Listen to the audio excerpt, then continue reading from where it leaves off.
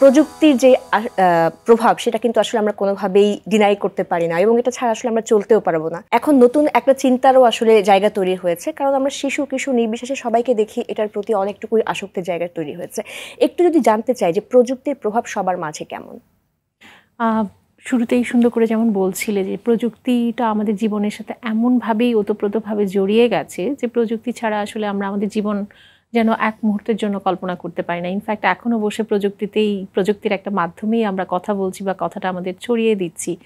তো প্রযুক্তি আসলে জীবনে এমনভাবে জড়িয়ে গেছে, কিন্তু সেই জড়ানোটাতে আমরা আসলে যখন প্রযুক্তির সুফলগুলো ভোগ করব, আমরা ভেবেছি প্রযুক্তির মাধ্যমে আমাদের জীবনযাত্রার মান আরও উন্নত হবে এবং আমাদের জীবনে অনেক ধরনের এটার বেনিফিটসটা আমাদের শিশু কিশোর বলি বা আমরা প্রাপ্তবয়স্করা এটা বেনিফিটসটা আমরা এনজয় করব। কিন্তু সেক্ষেত্রে দেখা যাচ্ছে যে এটার প্রভাবটা আসলে অনেকটা নেগেটিভভাবেই কিন্তু আমাদের মধ্যে পড়ছে। আমরা অনেকেই আসলে নিজেদের মধ্যে ওই আত্মনিয়ন্ত্রণ বোধটা আমাদের মধ্যে, বিশেষ করে বড়দের মধ্যে ওই আত্মনিয়ন্ত্রণ বোধটা অনেকটাই তৈরি হচ্ছে না। খুব অনিয়ন্ত্রিতভাবেই কিন্তু আমরা প্রযুক্তির ভেতরে অনেক বেশি ঢুকে যাচ্ছি এবং যেটা দেখা যাচ্ছে যে আমাদের অনেক সময় ফাংশনালিটিটা ইম্পেয়ার হচ্ছে, অর্থাৎ আমরা ফাংশনাল থাকতে পারছি না। দৈনন্দিন জীবনের খাওয়া, ঘুম, কাজ, সম্পর্ক মেইনটেইন করা, সেই জায়গাগুলোতে কিন্তু আমরা আর আগের মতো সেই সময়টা দিতে পারছি না এবং সেক্ষেত্রে ফাংশনালিটিটা খুব ইম্প্যাক্ট হচ্ছে। সুতরাং ব্যক্তিগত, পারিবারিক, সামাজিক এবং কর্মজীবনেও কিন্তু এটার প্রভাব সীমাহীন। আমরা যদি প্রথম একটু জানতে চাই যে শিশু কিশোরদের মাঝে এই যে প্রযুক্তির একটা প্রভাব, সেটা কি তাদের মানসিক বিকাশের কোনো অন্তরায় বলে মনে করেন কিনা? অবশ্যই এই প্রযুক্তির প্রভাবের কারণে তো অনেক সময় এখন ইন্টারনেট অ্যাডিকশন, যেটা আসলে খুব কমনলি আমাদের কাছে আসছে এই ধরনের কেসেস, এবং মা বাবারা হামেশাই নিয়ে একটা কমপ্লেনই দিচ্ছে যে ও আসলে পড়তে চাচ্ছে না।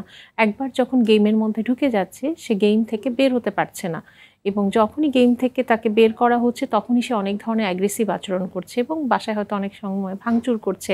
মা বাবার সাথে অনেক সময় উত্তাপ, প্রচণ্ড রকম বাক্য বিনিময় হচ্ছে এবং দেখা যাচ্ছে যে ওরা সোশ্যাল যে ওদের সম্পর্কগুলো বা সোশ্যালাইজেশনের আগে যে ওরা মেনটেন করতো, যে বাইরে যাওয়া বা বন্ধুদের সাথে সময় কাটানো, সেই জিনিসগুলো কিন্তু আর ওরা আগের মতো আগ্রহ পাচ্ছে না। এবং আমরা কিন্তু এখন দেখি খাবার টেবিলে একসাথে আছে কিন্তু সবাই একসাথে নেই, ইন্টারঅ্যাকশন করছে। এবং খুব ইন্টারেস্টিংলি ওরা কিছু ভার্চুয়াল ফ্রেন্ডদের সাথে ওরা কমিউনিকেশন করছে, কিন্তু ওদের রিয়েল লাইফের যে কানেকশনগুলো, যে স্কুলে যে বন্ধুটার সাথে পাশাপাশি বসছি বা যার সাথে আমি হয়তো একটা অ্যাসাইনমেন্ট করছি, তার সাথে হয়তো আর কথা হচ্ছে না।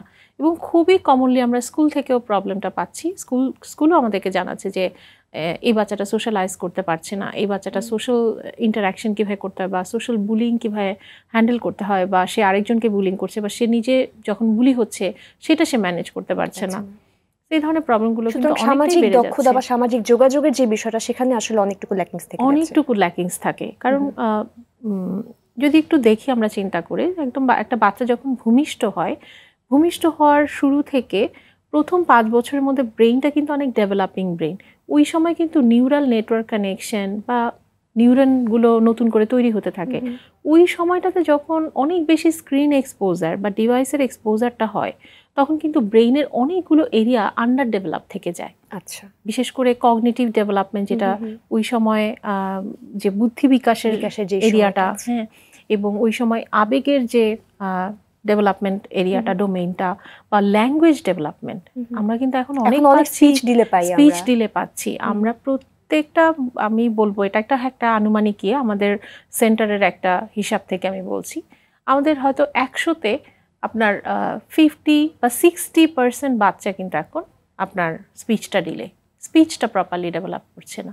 কারণ ওই সময়টাতে এত বেশি স্ক্রিন এক্সপোজার পেয়েছে যে এই স্ক্রিন এক্সপোজারের কারণে তার যে ব্রেইনের হোলিস্টিক ডেভেলপমেন্ট, সেই হোলিস্টিক ডেভেলপমেন্ট হচ্ছে না। এবং আমরা কিন্তু আসলে ছোট থেকে বড় হয়েছি বাবা মার মাঝে থেকে, পরিবারের এক্সটেন্ডেড ফ্যামিলি মেম্বারস ছিলেন এবং আমরা কিন্তু ইন্টারঅ্যাক্ট করতাম।